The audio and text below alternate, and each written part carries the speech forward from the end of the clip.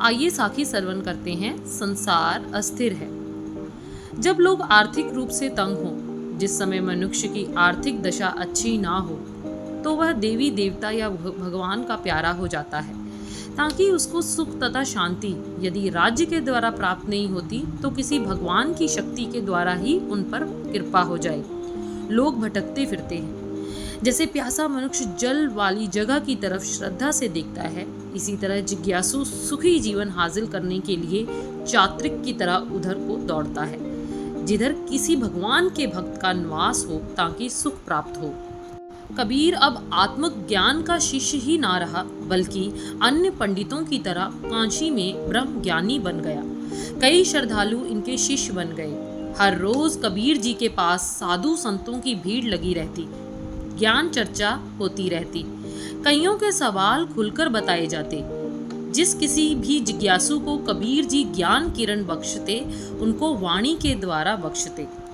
इसी प्रकार कबीर की बहुत सारी वाणी है जो उलझनों एवं रुकावटों को दूर करने का साधन बनाती है।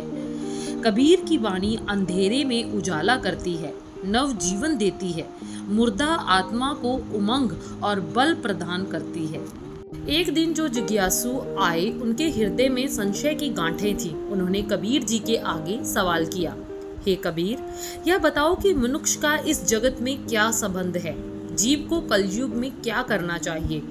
जीव यमों के दंड से कैसे बचे? यह मार्ग बताएं, हम लोगों को तो कुछ नहीं सूझता। कबीर जी ने उनको उत्तर दिया, ऐसो ए संसार पेखना, रहन न को पई है रे, सूधे सूधे रेग चले तुम, नतर खुद का दिवई है रे। कहा। इसका परमार्थ यह है कि हे रामजनों, यह संसार देखते हो जो, इसमें जितने जीव पशु पक्षी मनुष्य हैं, यह सदा नहीं रहेंगे, आते तथा चलते जाते हैं। क्या राजा क्या रंक, मृत्यु का भारी हाथ सभी के दिलों पर धड़कन को बंद कर देता है। इस संसार में जीव को सत्य मार्ग पर चलना चाहिए ताकि यम का धक्का ना लगे। सत्य मार्ग के भाव है कि जीवन को अच्छा बनाने के लिए गुरु या कोई महापुरुष जो उपदेश करता है, उसके उपदेशों पर अमल करना चाहिए। ज्ञान सुनने या याद करने से जीवात्मा मुक्त नहीं होती। ज्ञान को अमल में लाना जरूरी है। बारे बूढ़े तरुणे भैया, सभे जम ले जई है रे, मानस बपुरा मूसा कीनो, मीच बिलैया खई है रे। हे रामजनों, बाल बूढ़े जवान सभी को यम ने ले जाना है। मनुष्य चूहे की तरह है तथा होनी बिल्ली की भांति। चूहे को होनी रूपी बिल्ली खाए जाती है। परमात्मा ने यह बिल्ली इसलिए छोड़ी है कि संसार में भीड़ ना हो जाए। पीपल के पत्तों की तरह पुराने पत्ते सूखकर झड़ जाते हैं तथा उनकी जगह नए फूट पड़ते हैं। मरना सत्य तथा जीना झूठ है। धनवंता और निर्धन मनई, ताकि कछु न कानी रे, राजा प्रजा सम कर मारे, ऐसो काल बडानी रे। वह परमात्मा इस बात की तरफ से बहुत अच्छा है कि वह किसी के साथ पक्षपात नहीं करता। धनी एवं निर्धन को एक आंख से ही देखता है, उसे किसी की रोक टोक नहीं। वह राजा तथा प्रजा के लोगों को एक समान ही मारता है। यह काल की प्रशंसा है। भाव की भूव स्वामी, राजा, सैनिक, धनवान, कंगाल, अनपढ़ तथा शिक्षित सभी ने एक दिन अवश्य मरना है। इसलिए जिज्ञासु जनों, मृत्यु को सदा अटल समझो।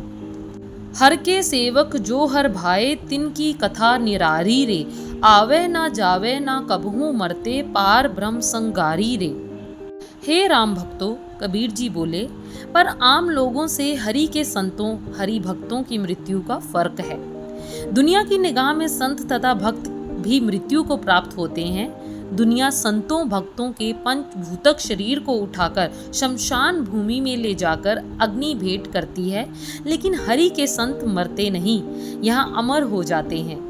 पंच तत्व शरीर को अवश्य बदलते हैं, अवागमान के चक्कर से मुक्ति पा लेते हैं, क्योंकि वे पारब्रह्म की शरण में लगे हुए हैं। जो राम भक्त हैं, उनको मृत्यु से भय नहीं लगता, बल्कि वह मृत्यु को स्वयं बुलाते हैं, क्योंकि मरने के बिना जीव परमात्मा से नहीं मिलता।